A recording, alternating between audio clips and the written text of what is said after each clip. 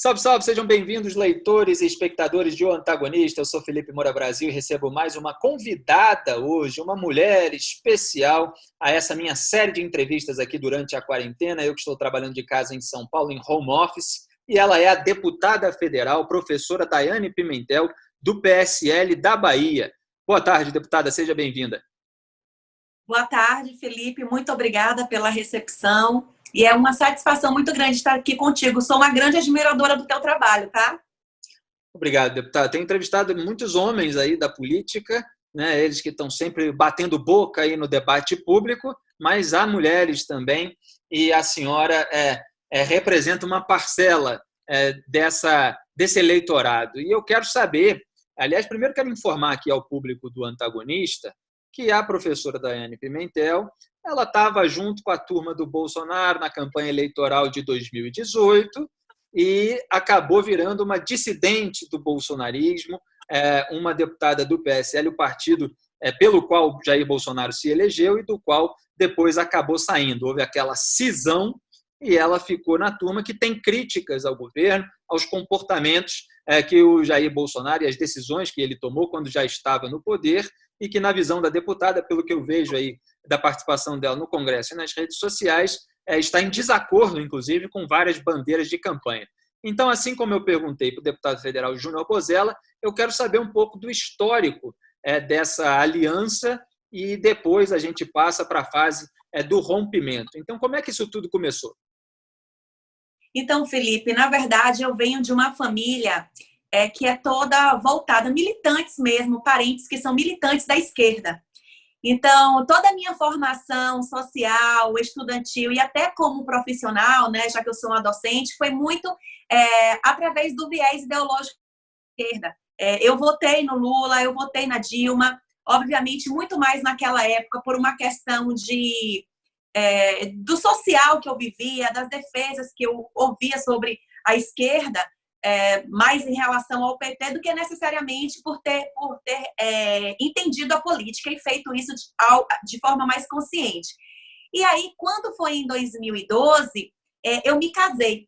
E o meu esposo, Felipe, ele sempre foi direitista, né? Ele já nasceu com esse viés ideológico de direita, centrado no capitalismo, e ele morou muito tempo nos Estados Unidos. Quando ele veio ao Brasil, em uma das suas vindas ao Brasil, ele me conheceu e nós nos casamos.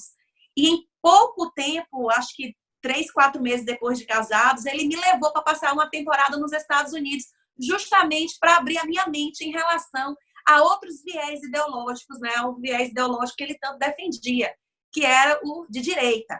E aí eu comecei a li seu livro foi o primeiro, aqueles textos que você organizou do professor Olavo de Carvalho. Isso foi despertando em mim. Na verdade, o que eu defendia sempre foi uma segurança rígida, né? Aquela questão da gente ter uma segurança mais eficaz. E participei de muitos movimentos na época da saída da Dilma Rousseff, junto com meu esposo, e isso me permitiu conhecer essa literatura contrária à literatura que eu até então votava e entender que era aquilo que eu gostaria de defender, tendo uma consciência política. Fiquei grávida, então isso aí aflorou ainda mais. Quando nós estamos gestantes, viu, Felipe? Os nossos hormônios ficam mais aflorados e a gente começa a entender o mundo de uma forma diferente. E eu comecei a me questionar, qual é o mundo que eu quero construir para o meu filho? Então eu comecei a militar na internet, defendendo o conservadorismo moral e o liberalismo econômico, né? A retomada de indústrias aqui, abrir mercado, sobretudo uma aliança melhor com os Estados Unidos. Eu tinha já retornado ao Brasil, tinha voltado dessa temporada, então estava com a mente muito aberta para essa questão do capitalismo. E comecei a fazer essa militância. E aí eu saí da sala de aula no período em que eu estava gestante e eu fiquei muito ociosa. Como eu sou professora de linguagens, português, redação, o meu tempo era todo usado para escrever, para corrigir. Então, eu, muito ociosa, fui fazer essa militância na internet. E aí, nesse período, deu tempo do menino nascer. E aí, eu sempre fazendo essa militância, até que um dia eu gravei um vídeo com o meu filho no colo. Mas um vídeo assim, para passar para os amigos, né, para o grupo dos professores das escolas onde eu lecionava, mais para mostrar a minha posição do que por ativismo, já que meu alcance era nulo. Eu fazia uns comentários, militava, mas era muito curto. E esse vídeo chegou ao Bolsonaro e chamou a atenção dele. E aí eu recebi uma ligação dizendo que o meu vídeo estava na página do Bolsonaro. O que é que eu dizia nesse vídeo? Eu dizia que nós precisávamos reestruturar a nossa educação, reestruturar nosso país, e que Bolsonaro era um nome para isso, porque ele trazia essas ideias. Eu desconhecia qualquer outro pré-candidato na época à presidência que defendia aqueles conceitos que eu defendia. Então, era por isto que eu estava dando meu apoio ao então deputado Bolsonaro, e caso ele viesse a se candidatar, eu estava disposta a apoiá-lo. E aí, com esse vídeo, a gente se aproximou. Eu liguei para agradecer pela postagem, me apresentar, e foi quando eles disseram: o Bolsonaro estava te procurando. Ele achou muito interessante essa ideia de ter uma mulher, mãe de família, nordestina e professora. Substantivos que geralmente vinham combater aquilo que diziam sobre ele. Sulista, né, avesso à classe intelectual, machista, enfim. E aí a gente se aproximou e ele me fez essa proposta de iniciar um movimento na Bahia, para que a gente pudesse crescer essa onda conservadora. E caso ele não viesse a candidato à presidência, Felipe, porque nesta época, as chances eram muito remotas, nem partido ele tinha, mas que pelo menos eu ajudasse a construir um grupo de conservadores, de pessoas de direita, que pudessem pleitear e estar hoje no Congresso Nacional fazendo, né, o trabalho que hoje eu faço. Então, inclusive, foi assim que aconteceu. No Nordeste, a senhora é uma deputada da Bahia. O Nordeste, historicamente, aí nas últimas décadas, nos últimos anos, principalmente, é um reduto eleitoral petista. Houve, com a eleição do Jair Bolsonaro, uma diminuição. Claro que não foi só a eleição que representou isso, mas todo o desgaste do PT em razão da roubalheira nas estatais, do financiamento de ditaduras, de uma série de imoralidades e ilegalidades cometidas pelos petistas. Então, a sua representatividade num reduto eleitoral do PT também tinha a sua importância, né, para levar uma outra mensagem para a população baiana e do Nordeste como um todo. Exatamente. Era uma questão de realmente combater, né, de forma existencial as ideias. Aqui eu estou falando da Bahia, 80% na época. Aqui as pessoas se ligavam que tem muita gente aqui, Felipe, que vota no PT, vota em partidos de esquerda, mas não sabem fazer essa secção entre esquerda e direita. As pessoas votam porque encontram nos discursos propostas mais próximas às suas realidades. E aqui a gente tem uma Bahia que depende muito do assistencialismo, seja de uma Bolsa Família, né, seja desses discursos mais humanitários, que a esquerda gosta muito de atrelar suas siglas a esses discursos. Então, quando o presidente Bolsonaro me convidou, eu sabia que eu ia ter uma série de obstáculos, mas eu estaria lutando por algo que eu acreditava. E o meu esposo, ele sempre me deu muita força, porque ainda que nós não tivéssemos sido vitoriosos, tanto em relação à cadeira do presidente quanto à minha cadeira, nós estaríamos abrindo, né, um leque de opção para a população, para que a população conhecesse as nossas ideias. Então, eu deixei isso muito claro para o Bolsonaro, disse para ele que não iria ser fácil para mim. Ele ainda não tinha esses 2% a nível nacional, ou seja, na Bahia. Eu já conversei com pessoas na época, e quando eu falava de Bolsonaro, as pessoas não faziam a menor ideia, né, de quem seria. E, obviamente, pouquíssimas pessoas já tinham escutado falar alguma coisa sobre ele, sobretudo pessoas que defendem essa questão da segurança mais rígida, encontravam no Bolsonaro um representante. Mas, assim, a gente não pode nem falar em porcentagem em relação a essas pessoas, porque era muito, muito, muito remoto mesmo. E aí eu enfrentei familiares, enfrentei toda a minha classe, enfrentei uma série de alunos que não estavam... Porque em sala de aula eu nunca politizei. Eu não era uma política na sala de aula. Então ninguém sabia se eu era esquerda ou se eu era de direita. Mas quando eu venho apresentar que eu sou de direita, e os alunos sempre ouvindo professores que se rebelavam como esquerda, para eles foi um choque muito grande. Então eu enfrentei tudo isso, mas com muita seriedade, tentando trazer as ideias que nós defendíamos e mostrar, né, para a população. E aí as pessoas viam em mim uma liderança. E as pessoas me buscavam aqui na Bahia. E eu fui construindo um grupo. Eu cheguei a ter mais de 250 integrantes, cada um desses integrantes representando um município. Aqui na Bahia são 417. E essas pessoas também faziam outras células.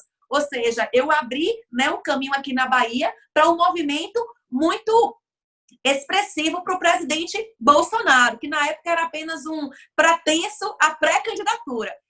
E aí eu fiz tudo possível porque eu acredito nas bandeiras que nós defendíamos. Continuo acreditando e lutando por elas. E é justamente por isso que hoje eu me coloco como uma crítica do presidente Bolsonaro. Primeiro porque eu tenho legitimidade, eu ajudei a construir, né, o presidente Bolsonaro. Deixa Obviamente, eu fazer um parênteses aqui, deputada, só fazer um parênteses para contextualizar para o público que talvez não esteja associando o nome à pessoa ou talvez não tenha visto uma postagem do antagonista no dia 22 de abril, com o título, vale a pena vocês procurarem depois que acabarem de assistir a essa entrevista, o título O Barraco entre Bolsonaristas e a Professora Dissidente. E aí, lá nessa postagem, está um resumo do que aconteceu de treta nas redes sociais entre representantes aí do bolsonarismo, como Carlos Bolsonaro e a deputada federal Bia Kicis, e a professora Daiane Pimentel, que havia escrito "Não tenho ditador de estimação", depois daquela manifestação pró-golpe, que tinha o pessoal com cartazes do AI-5, de intervenção militar, etc. Aí acabou sendo acusada de ter explorado Jair Bolsonaro durante a campanha e de agora chamá-lo de ditador. Então, a senhora deputada acabou escrevendo o seguinte: ele me procurou, ele me convidou, ele se aproveitou de minha imagem, limpa, enquanto a dele bombava de defeitos.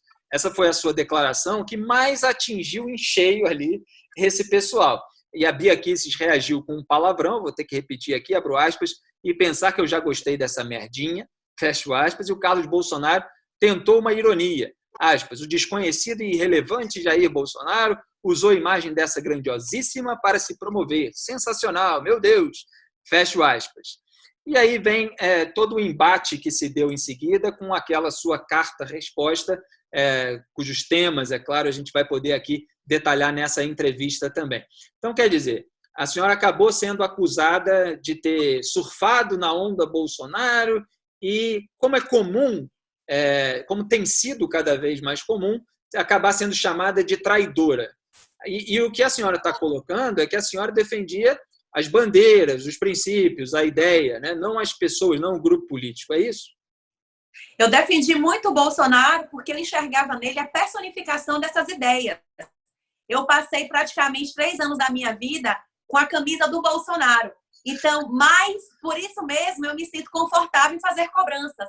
Inclusive, Felipe, eu costumo dizer que se os políticos da esquerda fizessem essa mesma cobrança na época em que a esquerda governou, talvez nós não tivéssemos tanta roubalheira, porque os deputados iriam se manifestar e poderiam estagnar a tempo muito da usurpação que foi feita. Eu acho engraçado quando as pessoas falam... Eu faço um parêntese só para concordar com esse ponto. Sim. E eu já escrevi a respeito disso, não só na área política, mas sobre a área cultural, intelectual, de que durante os governos do PT faltou muita crítica ao petismo por parte da esquerda. E agora a gente está vendo isso acontecer de uma maneira mais rápida e mais sólida por parte de uma ala da direita e de conservadores de fato que não compactuam com certas medidas, certas decisões, comportamentos e declarações dessa turma do bolsonarismo. Então, eu concordo aí com essa sua declaração. Vamos lá. Exatamente, e tão sórdido quanto. Então, faltou essa deliberação por parte de muitos parlamentares de esquerda e eu estou fazendo esse papel agora na direita. O engraçado, Felipe, é que quando falam em oportunismo, as pessoas não refletem, apenas repetem os comandos dos seus generais da internet.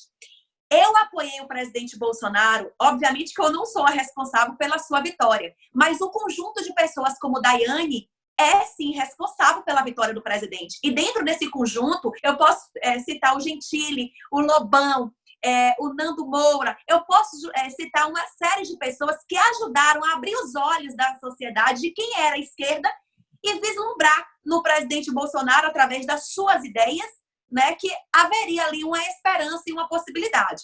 Ou seja, a professora Daiane Pimentel ajudou o presidente Bolsonaro quando esse tinha 2% a nível nacional.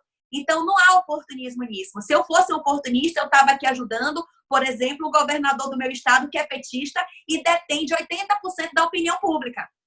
E, pelo contrário, quando o presidente Bolsonaro chega ao auge do seu poder com o Palácio do Planalto, é quando eu paro e digo assim, não, peraí, esse Bolsonaro do Palácio do Planalto não é o Bolsonaro para o qual eu fiz campanha. Então, eu não aceito essas deliberações dele. Então, o oportunismo é o contrário. O oportunismo é o que o Centrão está fazendo agora. Não ajudou em nada, chamava Bolsonaro de louco. Eu ouvi muitos deputados falando que o Bolsonaro era louco na época da campanha, que era saco vazio, que não tinha nada na cabeça. E agora estão lá defendendo o Bolsonaro presidente. Ou seja, na época do Bolsonaro, um candidato tido como maluco, as pessoas limpas como eu, que acreditavam em suas propostas.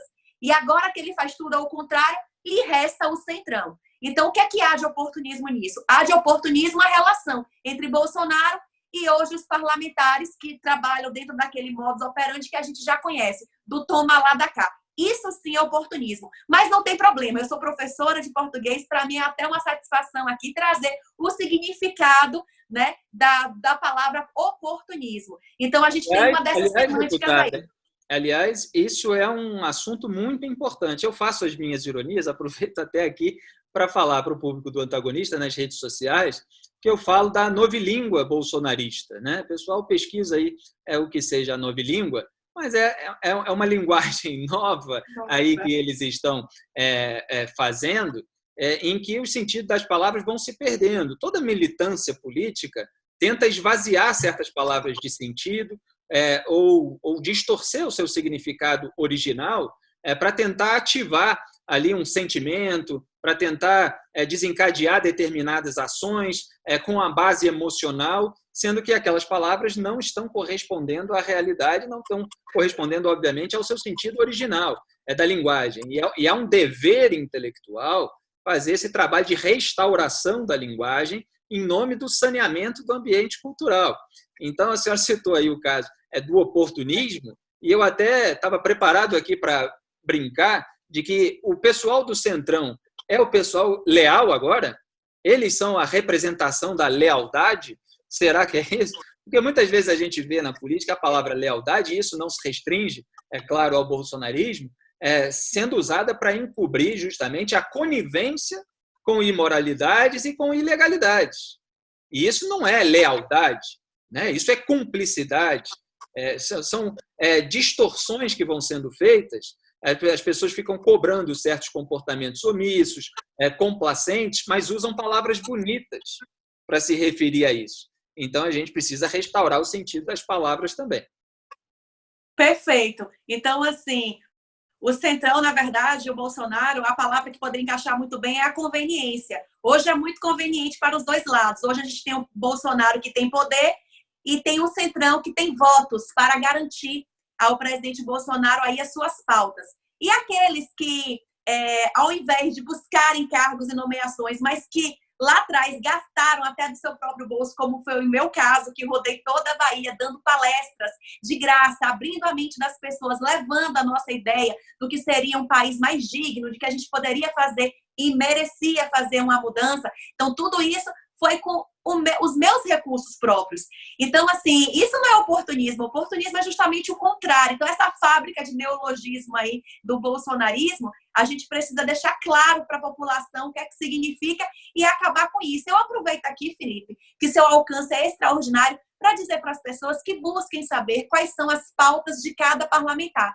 Eu, por exemplo, defendo tudo que eu defendia em cima do trio lá em 2014, 2015, 2016. Nada mudou. Estou lá votando, pautando e discutindo as mesmas coisas, tentando buscar aquilo que eu prometi que faria em campanha.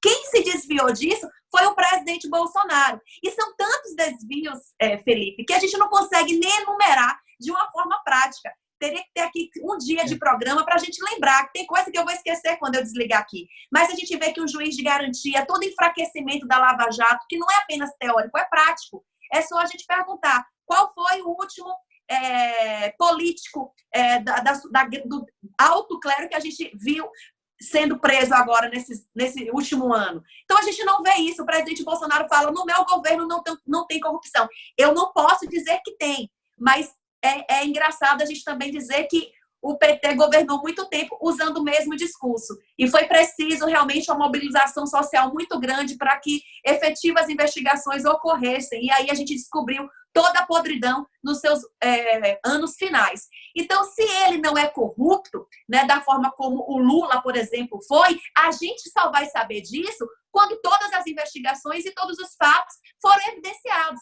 Enquanto ele domina os órgãos dos quais ele distribui, a gente está falando de DENIT, de DENOX, de FUNASA, como é que a gente vai saber? Então, a gente vai saber disso quando houver investigações, né, Felipe? Então, a gente não pode simplesmente aceitar essa narrativa de que ele não é corrupto e ponto. Não é assim. Eu digo para você, eu não sou corrupta. Por favor, investigue a minha vida. Outro dia, eu fui acusada aqui, deram entrada no Ministério Público, de que eu tinha feito uns deferimentos em umas candidaturas na época da eleição. O que foi que eu fiz, Felipe? Eu fui até a Polícia Federal e me coloquei como objeto de investigação, porque eu acho que quem não deve, não teme. Então, eu sou a principal interessada em resolver essa situação. Se eu não devo, então eu estou aqui, eu quero ser investigada. Eu quero que vocês investiguem os meus telefones, as minhas contas bancárias, o que vocês quiserem. E aí, obviamente, o que foi feito ficou mais do que evidente que não passava de uma fake news.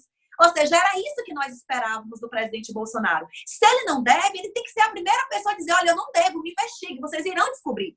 Agora, ele diz que não deve e diz também que não pode haver essa investigação. Então, isso é muito contraditório. Então, a gente não pode comprar essa narrativa, inclusive em relação às práticas dele, que são bem notórias aí, o pessoal só precisa acordar um pouquinho para poder entender. E o mérito de os políticos terem colocado um pezinho no freio, pelo menos, é claro que alguns esquemas aí ainda aparecem, os desdobramentos dele, mas esse mérito é da Lava Jato, que combateu efetivamente a corrupção, porque o político ser honesto, não cometer atos de corrupção, isso é uma obrigação do político. Agora, o juiz, os procuradores terem enfrentado as pessoas mais poderosas do Brasil, terem ido cada passo, avançado cada etapa na investigação, nos processos, na condenação, no convencimento de que aquilo era necessário, em ter suas decisões mantidas por instâncias superiores, tudo isso foi um mérito muito grande de uma geração ali de procuradores e juízes, claro que com vários reveses, e a gente ainda está vendo reveses no governo Bolsonaro, mas isso aconteceu. Então, muitas vezes a gente tem a impressão de que o governo quer para si um mérito que é da Lava Jato, quando, na verdade, o que o governo fez em algumas dessas medidas que a senhora citou, como, por exemplo, a criação da figura do juiz de garantias, assim como a restrição à delação premiada, a restrição à prisão preventiva, esses 3 itens que eram defendidos pelo PT e foram sancionados pelo presidente da República, Jair Bolsonaro, eleito contra o PT e prometendo combater a corrupção que era representada assim, de um modo mais emblemático pelo Partido dos Trabalhadores. Então, o Bolsonaro, contrariando a recomendação do Sérgio Moro, acabou sancionando esses 3 itens defendidos pelo PT. O juiz de garantias foi por unanimidade no partido, todos votaram a favor. Então, é preciso analisar se o combate à corrupção vai ter continuidade, está tendo continuidade com essas decisões que estão sendo tomadas. E o que a gente vê são os procuradores justamente reclamando dessas decisões, assim como o ex-juiz da Lava Jato, Sérgio Moro. E aí, quando se distribui órgãos públicos para aquele pessoal que é investigado, condenado, réu, ou pelo menos para os indicados por eles, é claro que com esse aparelhamento político do Estado, a gente fica receoso de que toda a história se repita, principalmente porque os freios ao combate à corrupção estão cada vez mais sendo postos. Então, essa é a distinção que precisa ser feita. Aliás, essa lista de atitudes das quais a senhora discorda, a senhora colocou na resposta justamente à deputada Bia Kicis, naquela treta ali que foi sintetizada pelo antagonista. E a senhora começava justamente pelo juiz de garantias, perguntando se ela tinha votado contra, falando que o Bolsonaro sancionou.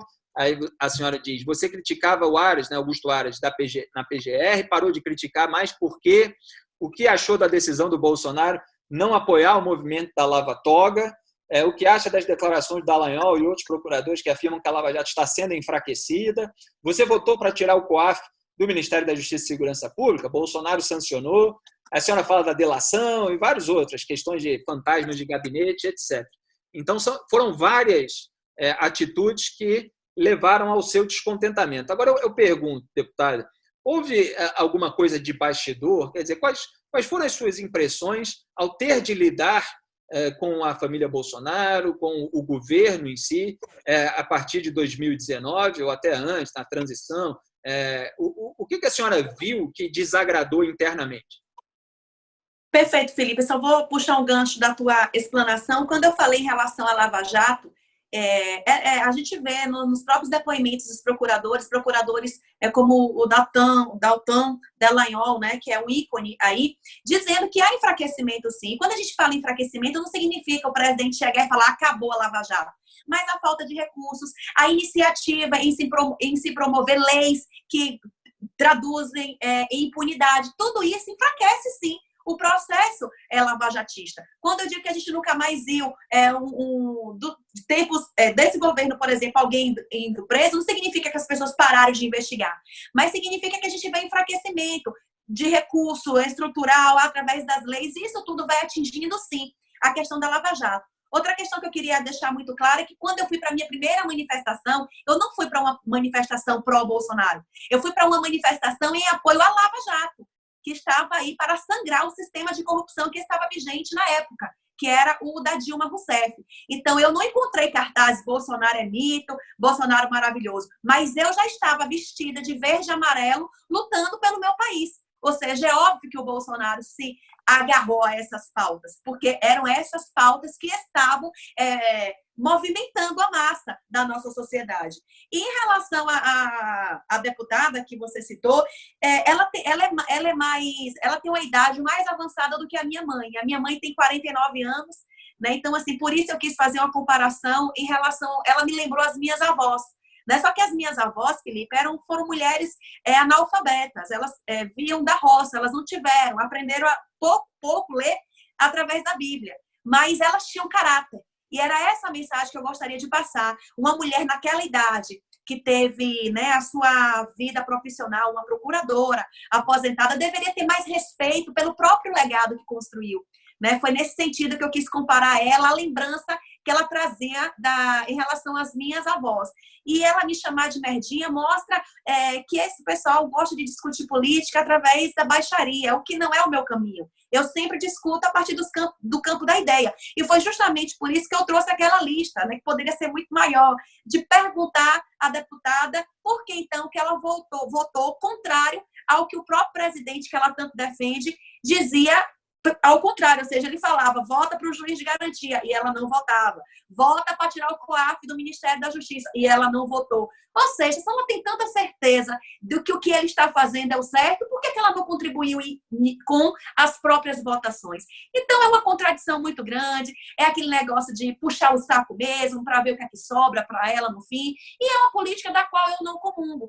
Até porque se eu quisesse isso, eu estava bem farta. Na época ainda, Felipe, que eu fazia campanha para o presidente Bolsonaro, eu recebi propostas da esquerda, de outros partidos de direita, dizendo assim, eu já cheguei a receber pessoas em meu escritório para me dizer assim, olha, você não precisa nem fazer campanha para mim, eu só quero que você pare de fazer campanha para o presidente Bolsonaro. E você tem, quanto é que você quer? Então, a gente já recebeu essas propostas no meu escritório. E a gente coloca esse povo para correr. Essa não é a nossa linha. Agora, óbvio, eu não sou hipócrita, Felipe. Eu sou uma política. Se eu sei que aqui na minha base a gente precisa, né, ceder alguns espaços para as pessoas estratégicas que pensam como nós, que são pessoas sérias, a gente precisa ceder esses espaços, podem ser sim cedidos. Não há problema em ceder espaço, desde que seja um ato republicano. Desde que essas pessoas venham para ocupar esses espaços, mostrarem seus serviços, fazendo a coisa certa e não para barganhar, não para fazer cabresto, não para manter. Eu costumo dizer que Bolsonaro é o maior garoto propaganda do Centrão, porque ele está hoje trabalhando para a manutenção do Centrão, Brasil afora. Você já imaginou o tanto de políticos do Centrão aqui no Nordeste que hoje distribuem água, né, através dos órgãos que o Bolsonaro está passando para esse pessoal fazerem campanha para eles, mantê-los poder. E cadê aquela renovação que o Bolsonaro tanto dizia? Ele jogou fora, porque a renovação, a grande renovação dentro do Congresso Nacional veio através de nós, do PSL. E ele excluiu esse pessoal. Então é esse o bastidor. É a hipocrisia, é a demagogia, é você falar uma coisa com a gente na frente das câmeras, mas quando você desliga o telefone, você fala outra coisa. Sabe, Felipe? Então a pessoa tem que ser sincera, tem que dizer o que pensa. Eu não preciso dizer tudo correto, mas eu preciso dizer tudo o que eu penso, porque eu sou uma política. Quem vai fazer o juízo é o meu público. Ah, professora, eu concordo com isso, eu discordo disso. E aí, se eu for uma pessoa de bem, eu vou tentar me enquadrar ao que a população pensa, desde que, Felipe, a opinião da sociedade, ela seja pautada na razão. Hoje, o meu eleitorado, grande parte do meu eleitorado, discorda do meu rompimento com o Bolsonaro, mas pouco a pouco eu estou mostrando e provando de que eu continuo defendendo as mesmas pautas e quem nos abandonou foi o próprio presidente Bolsonaro. Então, os bastidores é isso aí. Pensar uma coisa, mas falar para as câmaras outra coisa. Obviamente, está todo mundo ali em busca de benefícios próprios, né? Nós estamos falando da maior estrutura governamental, que é o Palácio do Planalto. Então, todo mundo quer estar encostado ali. Todo mundo que não se respeita baseado naquilo que o Palácio do Planalto vem apresentando. O caminho da independência é o caminho mais duro, mais trabalhoso, mas é também o mais gratificante. Ser sabujo é algo que rende muitas oportunidades aí para esse pessoal da política brasileira. E é assim no mercado da comunicação também, como eu vejo bastante, eu escolhi o caminho da independência. Olha só, chegando aqui para a pauta mais quente do dia, inclusive, a questão da saída do Sérgio Moro, do governo Bolsonaro, continua a render vários desdobramentos. A senhora citou aí a questão do juiz de garantias, essa desidratação do pacote anticrime no final de 2019. Isso foi um dos fatores de desgaste com o Sérgio Moro, como ele admitiu com todas as letras, inclusive uma semana depois, em entrevista, uma semana depois da saída dele do governo. E agora foram reveladas novas mensagens da deputada bolsonarista, que faz parte dessa turma aí, da qual a gente estava falando, Carla Zambelli, que ela havia mandado ao Sérgio Moro em 23 de abril. E uma delas diz o seguinte: Bolsonaro vai cair se o senhor sair. Quer dizer, mensagem da Carla Zambelli para o Sérgio Moro, dizendo que o Bolsonaro cairia se ele, Moro, saísse do governo. E aí depois ela acrescenta: a gente conversa e ele, Bolsonaro, lhe garante a vaga no STF este ano. Quer dizer, são frases aí que estavam próximas daquele print que o Sérgio Moro se viu obrigado a revelar no Jornal Nacional, na noite de sexta-feira, noite do mesmo dia em que ele havia dado a coletiva durante a manhã, porque durante a tarde o presidente Jair Bolsonaro e os seus aliados acabaram disparando ali todo aquele processo de fritura contra o Sérgio Moro, e ele reagiu pela televisão para fazer a sua mensagem chegar ao máximo de brasileiros. Então, tem essas novidades. Eu queria saber da senhora, deputada, como é que a senhora está vendo toda essa situação? Porque houve depoimentos na Polícia Federal, o Sérgio Moro depois, o diretor-geral da PF, que foi exonerado pelo Bolsonaro depois, os superintendentes, ex-superintendentes, estão também depondo a Polícia Federal, os generais Ramos, general Augusto Heleno, Braga Neto, depuseram. Há esse vídeo. A gente está gravando essa entrevista aqui, ainda não foi divulgado o vídeo todo, mas nós jornalistas apuramos os conteúdos, saiu no Antagonista que o Bolsonaro associa ali a troca do superintendente da PF no Rio de Janeiro à proteção da família. Eles estão alegando, inclusive esses generais em depoimento, que era a preocupação com a segurança, mas essa alegação está sendo tremendamente posta em dúvida, porque a responsabilidade pela segurança pessoal do presidente, da sua família, é do GSI, do Gabinete de Segurança Institucional, que é comandado pelo general Augusto Heleno, ministro-chefe lá do GSI, não pelo Sérgio Moro, a quem o Bolsonaro teria se dirigido e a quem ele ameaçou de demissão nessa reunião, e o Sérgio Moro que levantou e acabou saindo da sala, e ato contínuo, o Bolsonaro manda aquelas mensagens para o Sérgio Moro, com link do Antagonista, inclusive, sobre investigação de aliados que poderiam atingir o Carlos Bolsonaro, segundo a própria matéria, e diz mais um motivo para a troca no comando da Polícia Federal. Então, como é que a senhora está se posicionando? A senhora espera ansiosamente a divulgação desse vídeo? Qual é a sua opinião sobre isso tudo? Com toda certeza, assim, não para que eu saiba ou veja, porque eu acho que o que eu sei e o que eu já vi é o suficiente para manter a posição que eu tenho hoje, Felipe. Mas para que a sociedade, os advogados do Moro, em termos jurídicos, né, eles trouxeram algo muito interessante, mais ou menos assim. É importante que a sociedade conheça, né, o presidente, o que pensa o presidente, o próprio Celso de Mello, também o ministro, ele trouxe algo mais ou menos assim. E o que é que nós tínhamos ali no grupo do PSL, o grupo onde o presidente Bolsonaro ainda era, né, acolhido por todos, defendido por todos. Todos sabíamos que ele tinha dois pilares muito fortes, que é o Paulo Guedes, né, e o Sérgio Moro, defendendo duas pautas que ajudaram muito o presidente Bolsonaro a se eleger. A questão da economia, o Paulo Guedes, né, um liberal, e a questão da segurança pública e o combate à corrupção e à criminalidade com o Sérgio Moro. Então, esses dois pezinhos, eles davam, né, uma estruturação, uma força para Bolsonaro se manter. Então, a opinião da deputada que trouxe aí no WhatsApp é uma opinião unânime, só que nem todos hoje têm coragem, porque devem continência ao chefe, de expor. Né? Mas fica muito claro ali, todos eles pensam isso, porque todos ali admiravam muito o trabalho do presidente, do ex-ministro Sérgio Moro. O que eu fico assim, chocada, Felipe, é que eu não posso dizer, por exemplo, que essas pessoas que escolheram, né, seguir com o presidente Bolsonaro são pessoas que fazem maracutaias na política, porque são pessoas novas na política, né? São neófitos. Então, se farão coisas erradas, né, no sentido político, prático mesmo, a gente vai saber algum tempo depois. Mas o que me deixa assim boquiaberta é que eram pessoas que defendiam todas essas pautas e hoje essas pessoas são as principais testemunhas, aliás, já passaram a ser cúmplices de quem contradiz tudo que foi dito. Nós estamos falando aqui de pessoas que vestia a bandeira e ia para a rua gritar, chamar todo mundo de corrupto, de ladrão, dizer não ao centrão. E que hoje, não, peraí, vamos ver, peraí, mexe com o bandido, mas não mexe com o meu bandido. O que é isso? Nós falávamos em campanha sobre o respaldo do próprio Bolsonaro, que se ele errasse, nós iríamos cobrar. Cadê essa cobrança? A cobrança do PSL nos bastidores, Felipe, ela foi feita com muita ética, nos bastidores.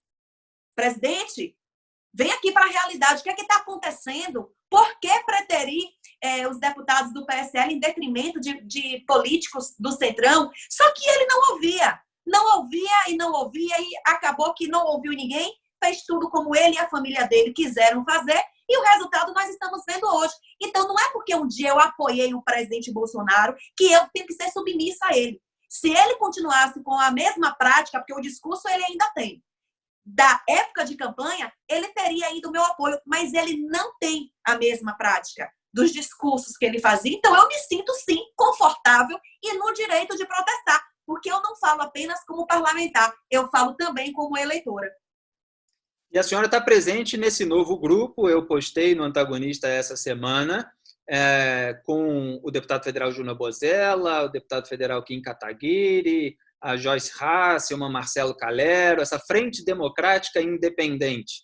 É um novo grupo que os senhores estão formando, de gente que está arrependida de ter votado no Jair Bolsonaro, decepcionada com o Bolsonaro na presidência, ou que quer conter o que chamam de escalada autoritária, seja a favor ou contra o impeachment, mas me pareceu claro ali que o impeachment do presidente está entre os possíveis objetivos desse grupo. É claro que quanto mais houver elementos fortes para isso, mais esses deputados, pelo que eu entendi do grupo, vão ir para cima, né, como se diz aí no jargão. Então, a senhora está dentro desse time que está construindo uma oposição ao Bolsonaro que não compactue tampouco com as práticas petistas no governo anterior, por exemplo. Então, Felipe, eu vou aproveitar para te explicar aqui melhor. São vários grupos que estão nascendo. Nós temos, por exemplo, um grupo de congressistas que se colocam insatisfeitos com o presidente Bolsonaro. Alguns, né, pela traição das promessas, que é o meu caso, e outros pelas próprias políticas, né, que já vem divergente aí do presidente Bolsonaro. Esse grupo, por exemplo, é um grupo apartidário, independente de ideologia, tem várias pessoas de partidos diferentes que pensam em relação à direita e esquerda de formas diferentes. São pessoas que, dentro do Congresso, estarão, obviamente, vigilantes ao presidente Bolsonaro, até porque essa é a nossa tarefa precípua, vigiar, fiscalizar. Certo, Felipe? E nós também temos outros grupos aí de movimentos de rua que procuram políticos para poder respaldar, para dizer, olha, a gente tem a força aqui desse parlamentar. E a gente também tem um grupo que é voltado ao grupo de direita, que é esse aí da Frente Democrática Independente que você acabou de citar. A gente busca por formadores de opinião, pessoas que em uma época passada apoiavam o presidente Bolsonaro e que hoje se sentem arrependidas, mas que não querem jamais abrir mão das pautas que nós defendemos. Porque o que nós queremos mostrar com essa frente é que o erro está no Palácio do Planalto e não naqueles grupos, né, naquelas pessoas que hoje são dissidentes do presidente Bolsonaro. Então, a Frente Democrática Independente é esse grupo de pessoas que pensam na direita, que pensam no conservadorismo moral, que pensam no mercado aberto, que pensa junto com o Moro, que pensa junto com o Guedes, que pensa junto com a Tereza Cristina, que quer continuar, né, com essas pautas benéficas à sociedade de direita, para que a gente possa mostrar que a opção que nós escolhemos em 2018 foi que não deu muito certo, mas que a gente vai continuar buscando pessoas, nomes que venham se juntar conosco e levantar efetivamente as bandeiras que nós defendemos. Então, são vários grupos, Felipe, cada um com suas, né, como eu acabei de dizer aqui, com sua linha de frente, e esse aí que você citou pelo próprio nome, é esse que a gente busca pessoas de direita, que pensam como nós e que estão insatisfeitos com o presidente Bolsonaro, e que se por acaso hoje houvesse um impeachment, né, poderia sim se colocar favorável. Por que eu digo poderia sim? Não por conta do Bolsonaro, mas por conta do momento que nós estamos vivendo. Certo? A gente já entende que o presidente Bolsonaro ele não serve para governar. A questão que a gente precisa discutir agora, e a gente vai discutir nessa frente, é qual o momento ideal. Nos outros grupos, não. A gente já vê que há uma onda de urgência neste sentido. Certo, deputada. E um dos outros fatores de desgaste do Jair Bolsonaro é a postura dele em relação à pandemia do coronavírus. Eu sei que a senhora tem iniciativas aí, defende, por exemplo, o uso de respiradores produzidos pelas universidades brasileiras. Eu queria que a senhora falasse um pouco sobre a sua posição, a sua opinião sobre as posições do presidente e qual é a sua forma de atuação durante essa pandemia. Então, o político trabalha muito com o discurso, as pautas que defende, né, que é o meu caso, e também trabalha com emendas. O que são as emendas? São os recursos que a gente envia para as prefeituras, para que eles possam reverter isso em benefícios da sociedade.